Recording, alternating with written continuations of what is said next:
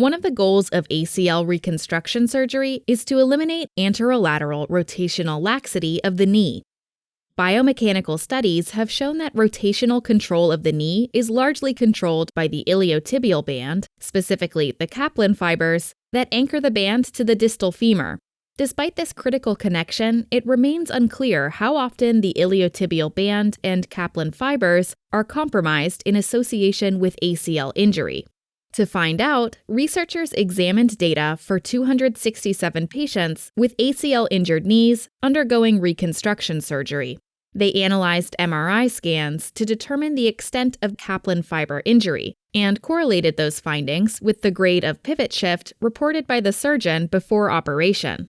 Only 47 patients, or approximately 18% of all patients, showed a Kaplan fiber injury.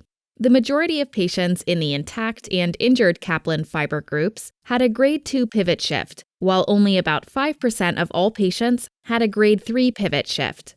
When present, Kaplan fiber injuries were not associated with higher grade pivot shift.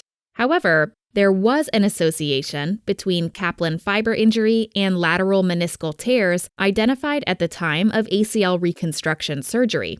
The MRI analyses and assessments of pivot shift are subject to some variation, as they were conducted by different clinicians. Nevertheless, the findings are informative. They suggest that the role of Kaplan fibers in controlling rotational laxity in acute ACL injury may be less evident in the clinic than in a biomechanical setting.